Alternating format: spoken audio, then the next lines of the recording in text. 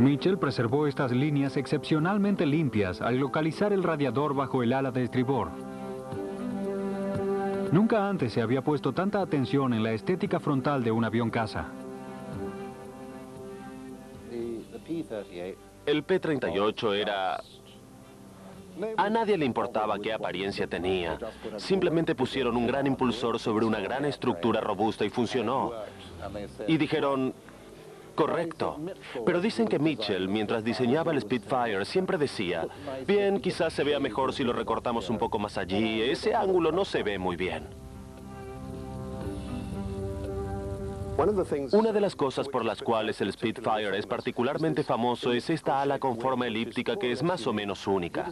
Él decidió que necesitaba doblarla en la mitad para que pudieran entrar grandes ametralladoras en ella, y sucedió que cuando lo construyeron de esa manera, en realidad mejoró enormemente la maniobrabilidad del avión porque el quiebre en la mitad del ala le permitía a uno trasladarse a muy bajas velocidades, pero aún así obtenía muy buena sustentación en el avión, y era un avión muy agradable de manejar.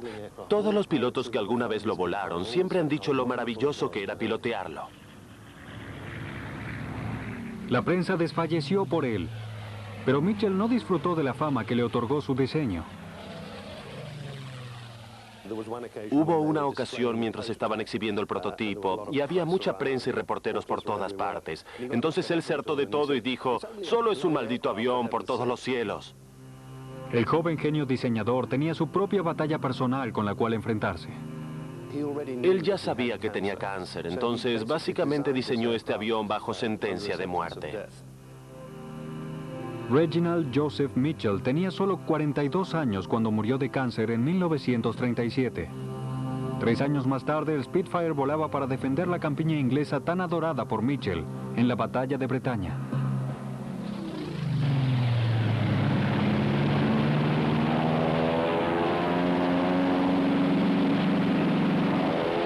Los resultados diarios de los ataques de la Luftwaffe durante las primeras semanas en la batalla de Bretaña probaron que los alemanes llevaban las de ganar, pero por poco. El comandante alemán Hermann Göring predijo una resonante derrota de la Real Fuerza Aérea Británica en solo 4 semanas. Pero 4 semanas después de comenzada la batalla, la RAF seguía luchando. Göring y muchos otros habían dicho a la Luftwaffe que nosotros prácticamente seríamos aniquilados en las primeras semanas. Pero notaron que ocurría algo cuando seguían llegando aquí y encontraban Spitfires y Hurricanes esperando por ellos cada vez que arribaban. Los alemanes sospecharon que las altas torres de acero a lo largo de la costa eran la razón por la cual los caza británicos siempre estaban en el aire, listos para defenderse. Uno de los primeros ataques que lanzó Göring en tierra con sus bombarderos Stuka se realiza sobre torres de radar clave sobre Kent y la costa de Sussex. Es una tarea que un historiador compara con arrojar guisantes sobre alfileres. Es imposible destruir un objetivo tan delgado y alto con bombas. Puedes obtener algunos éxitos, pero el daño es fácil de reparar. Por eso el bombardeo no sirvió de mucho.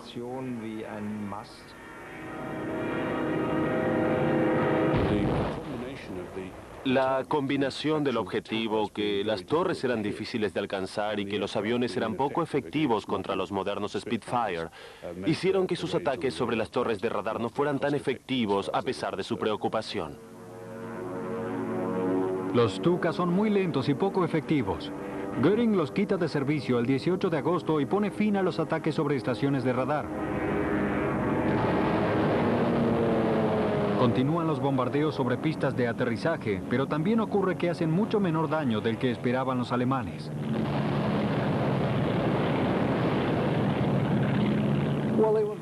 Eran pistas de aterrizaje muy primitivas, es decir, muchos de los aviones despegaban sobre el césped, entonces, si ellos bombardeaban un campo cubierto de césped, uno podía de alguna manera aterrizar en otro campo. También porque la Fuerza Aérea al mismo tiempo se estaba defendiendo. Para los alemanes fue muy costoso atacar las pistas de aterrizaje. Otras dificultades tácticas.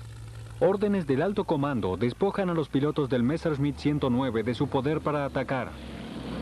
Se los dirige a volar como escolta de los bombarderos y a no romper filas para perseguir cazas enemigos.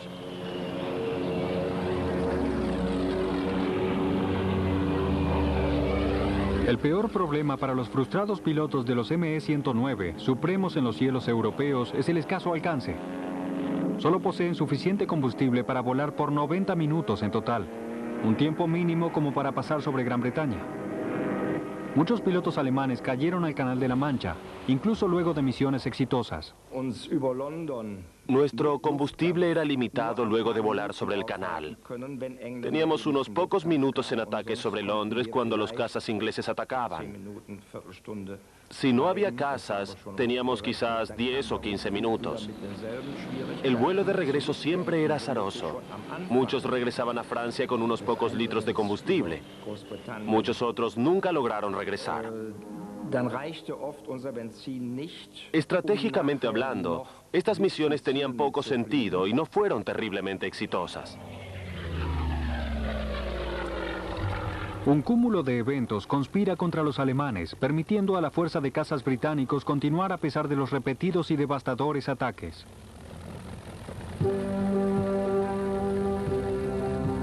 El legado del Spitfire ha nacido, y este moderno y caro caza de metal atrapa una desmesurada atención por haberse defendido de la Luftwaffe en la batalla de Bretaña. Esto a pesar de ser superado en número y en muchos aspectos en rendimiento por este excelente socio, el Hurricane.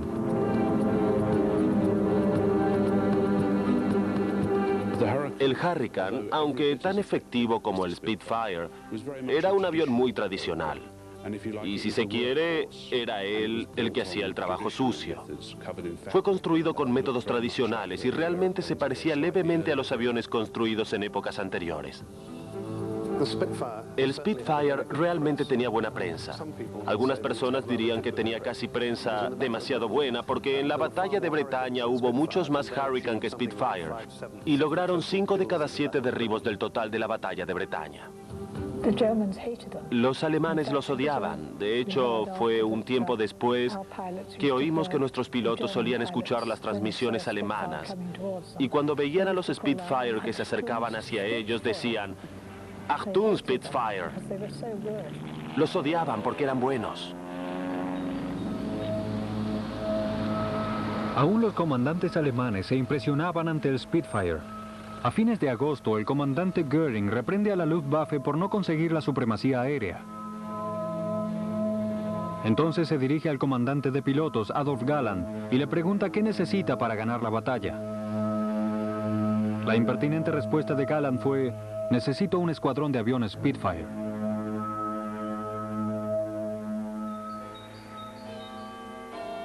...24 de agosto de 1940... comienza inadvertidamente la fase más destructiva de la batalla de Bretaña. Una formación alemana arrojó bombas sobre una zona residencial de Londres por error. El objetivo real era una ciudad industrial al norte de Londres. La tripulación se había desorientado por completo y buscaba su curso. Fueron las primeras bombas alemanas que cayeron sobre una zona residencial inglesa. Y fue un accidente. En la noche siguiente, Winston Churchill ordena a los bombarderos británicos que ataquen Berlín. Una batalla con bombas de retardo sobre centros urbanos está en camino. El Blitz. Ya no es una guerra entre soldados. Es una guerra de ciudadanos. Göring ve que este inesperado cambio de enfoque, lejos de las pistas de aterrizaje, es su oportunidad de destruir los aviones caza británicos. Ciertamente, Londres es un objetivo que hasta el último de los caza de la RAF defendería. Ellos pensaron, si no podemos destruir a la Real Fuerza Aérea en tierra, la destruiremos en el aire y bombardearemos Londres. Eso hará que los aviones caza despeguen en gran número y entonces podremos vencerlos en el combate aéreo.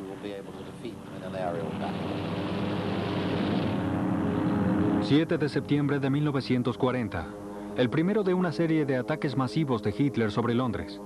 625 bombarderos alemanes, escoltados por un número similar de cazas, descargan el ataque aéreo más pesado que se hubiera efectuado sobre una ciudad británica.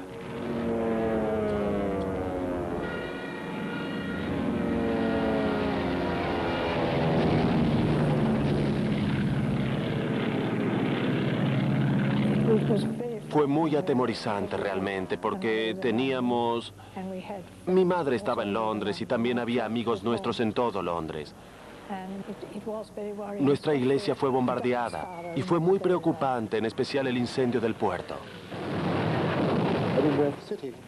Y aquí mismo en la ciudad, todos esos lugares literalmente fueron aplastados en septiembre de 1940. El 7 de septiembre de 1940, lo que la gente de por aquí llama el primer día del bombardeo, cuando Goering envió a la Luftwaffe para que destruya los puertos de Londres, y en realidad tenemos una fotografía de un Heinkel 111 volando donde ahora está este edificio. Hace 55 años, casi a mediodía, si mirábamos hacia arriba, veríamos a ese Heinkel 111 volando sobre nosotros con sus bombas a punto de destruir el puerto, porque realmente ellos crearon una tormenta de fuego y quemaron todos los puertos de Londres. Había 8 o 10 kilómetros de llamas continuas, uno de los incendios más grandes que jamás tuvieron lugar en Europa.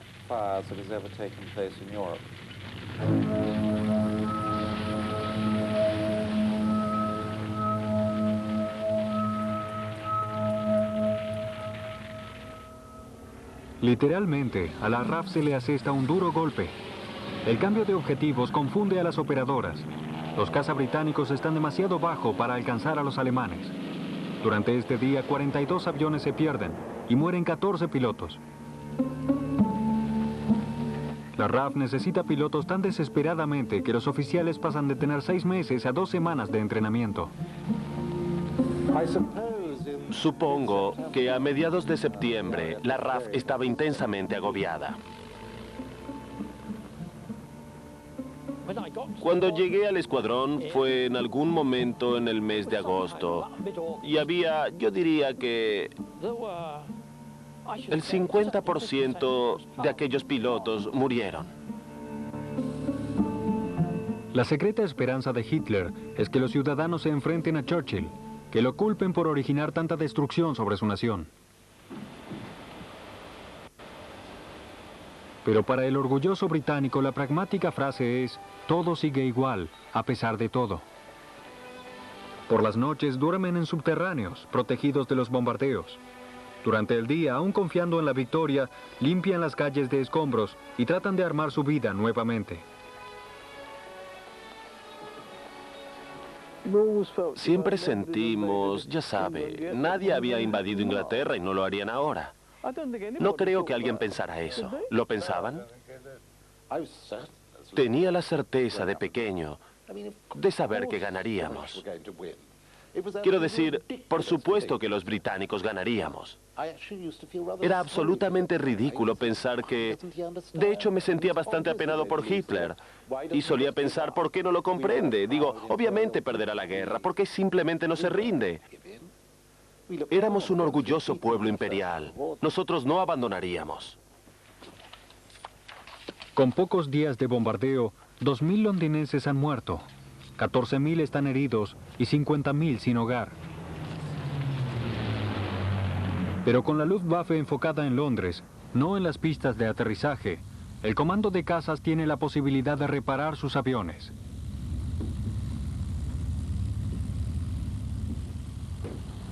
Luego, el 15 de septiembre, la Luftwaffe se prepara para realizar un último asalto a fondo sobre la diezmada capital británica, y Goering jura que hará desaparecer a los británicos y dejará al primer ministro Churchill pidiendo clemencia.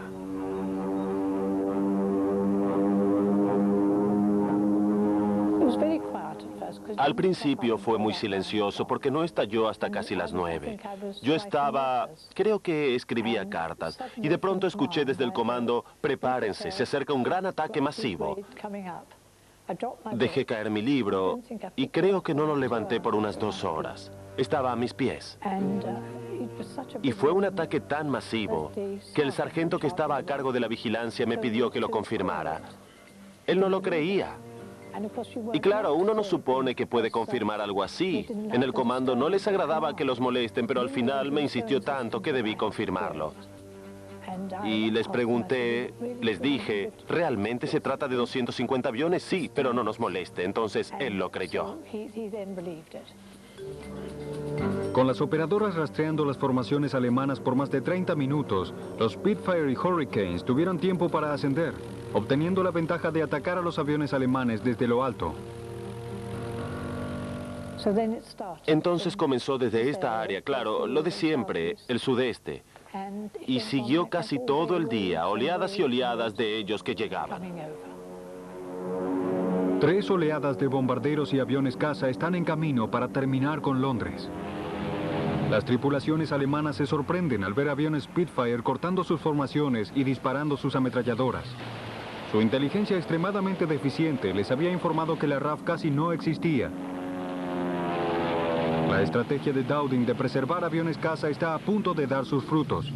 Sí, la RAF está muy diezmada, pero no tanto como creen los alemanes. Aquí sobre este rincón había un gran esquema, una pizarra negra donde diagramaban la lucha. Y escribían cuántos eran derribados a medida que lo oían de la información del área de inteligencia. Tenían información sobre cuántos aviones se habían derribado, y eso levantaba la moral, entonces nos dio algo más de fuerzas. El señor Churchill bajó aquí, como siempre lo hacía, y la señora Churchill bajó aquí en ese día en particular. Luego estaban todos nuestros escuadrones arriba en combate, y nos apoderamos del grupo 10. Y no recuerdo cuál era el otro grupo. ¿Cuál era? El 12. 12 y 10. Y entonces tenemos aquellos, despegaron todos también, y el señor Churchill se dirigió al controlador que estaba sentado allí en el medio y le dijo, ¿tenemos más? Y el controlador dijo, no, todos ellos están en combate.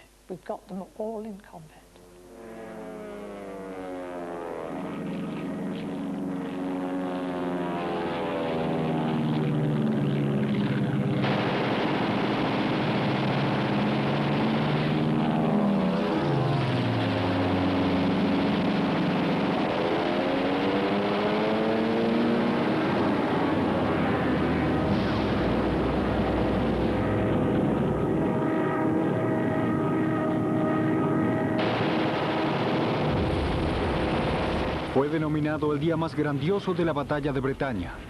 El resultado, 183 aviones alemanes derribados por los Spitfire y Hurricanes británicos.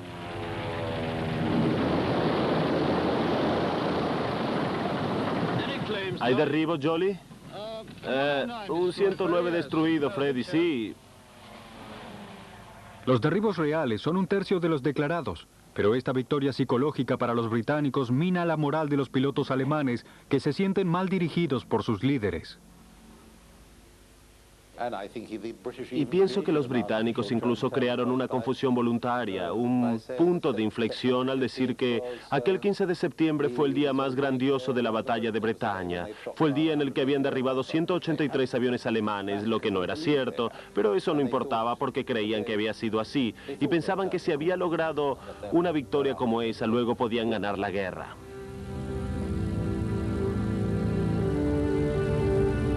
Dowding, precavido y preocupado por lo que vendría, apoya la declaración de sus pilotos sobre su gran día.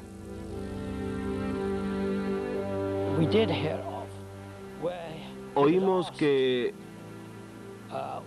preguntaba si nuestros resultados no habían sido exagerados por los aviones enemigos derribados. Y él replicó que no se preocupaba por eso en lo más mínimo. Pero las consecuencias se probarían si el enemigo seguía atacando. Entonces pienso que fue una maravillosa manera de apoyar a sus fuerzas en esas circunstancias.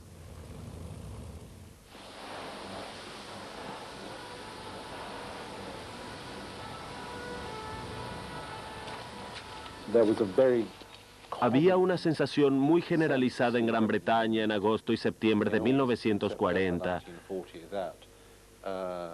que algo tremendo y crítico estaba ocurriendo.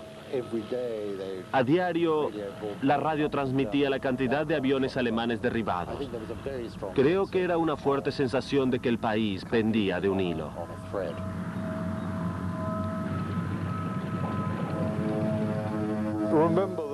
Recuerden que cuando uno forma parte de algo como aquello,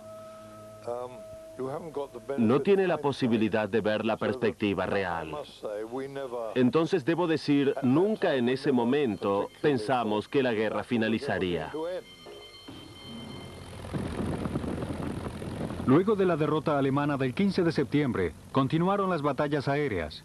Pero con cada ataque los tenaces aviones caza británicos se desempeñaban mejor y el clima cada vez más otoñal hacía que el Canal de la Mancha se tornara difícil para las fuerzas invasoras. Hitler considera estos hechos y el 17 de septiembre de 1940, aunque continúa su campaña aérea, pospone la invasión a Gran Bretaña.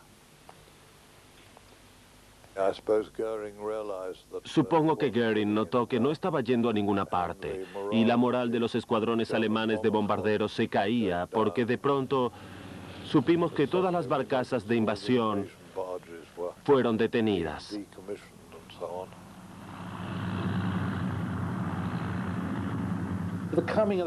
La llegada del invierno, del mal clima, que significaba que no se podría sostener una invasión por mucho tiempo porque el canal hubiera sido demasiado riguroso.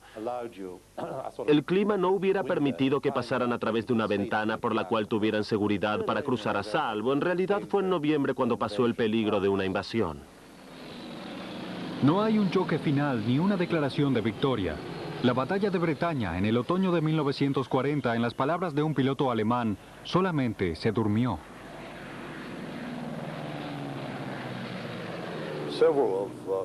Varias de las más temibles batallas de mi escuadrón, a menudo contra aviones caza, tuvieron lugar luego de que la batalla de Bretaña finalizara oficialmente. Pero nadie hizo sonar una campanilla para decirnos cuándo había terminado. Es decir, la batalla de Bretaña, como la conocemos, duró unas 6 semanas. Y fueron 6 semanas al máximo de las fuerzas. Pero pienso que continuó como por 3 meses. Los alemanes sostuvieron la presión hasta que la resistencia ante los pequeños grupos de aviones caza se tornó insoportable.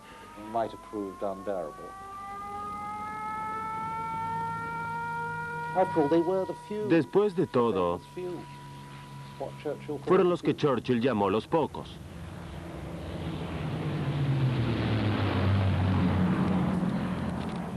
Ahora Hitler planea invadir Rusia. Más tarde se ocupará de Inglaterra. El problema es que nunca llegará ese momento. Lo que perdimos sobre Inglaterra, nunca nos recuperamos de esas pérdidas, en esas enormes áreas que debíamos cubrir. Los británicos estaban concentrados en sus islas, era muy claro. Si podían hacerlo, lo lograrían. En las fábricas que no habíamos destruido, producían casas y más casas. En cierto modo, la batalla de Bretaña no solo salvó a Inglaterra de ser invadida, también creó las condiciones donde Churchill pudo abrir un segundo frente hacia el Mediterráneo, humillar a los italianos, hacer que Hitler se dirigiera al rescate de los italianos por una cuestión de prestigio, involucrarse en una guerra en África del Norte y encontrar esa suerte de plan simple que desperdigó complicaciones que finalmente serían muy dañinas. El Spitfire estuvo allí a cada paso del camino. Fue fabricado hasta 1948 y no fue retirado del servicio de la RAF hasta 1951. En total se construyeron 20.000 Spitfire. A través de los años ganaron 800 kilos de peso y aumentaron su velocidad en casi 160 kilómetros por hora. El motor Merlin se tornó gradualmente más y más poderoso.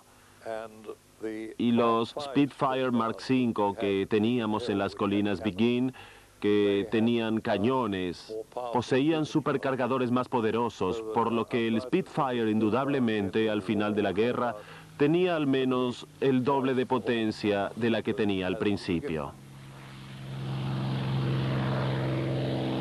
Finalmente, el Spitfire fue equipado con cañones y también con ametralladoras. El mismo primer ministro Winston Churchill estaba impresionado al visitar la estación de las colinas Beguine, donde John Bisbee sirvió como oficial de armamento. Y él dijo, joven, muéstrame sus cañones. Lo llevé hacia donde estaban los aviones y, señalando a las culatas, Lo ayudé a subir a la cabina. Entonces me miró y me dijo tímidamente, ¿piensa que podría intentarlo? Y yo le dije, claro, señor, eso creo. Y liberé el botón en el panel del avión para disparar las armas. Inmediatamente, el infierno se desató con todas estas armas disparando. Entonces noté que todos los casquillos del cañón caían hacia él. Y le dije, señor, creo que ya es suficiente. De todas maneras, tuvo su posibilidad y obviamente la disfrutó.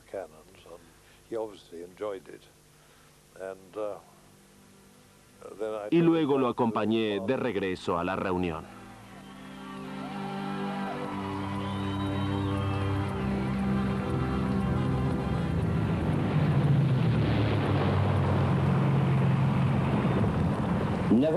Nunca en el campo de los conflictos humanos, tantos quedaron tan en deuda con tan pocos.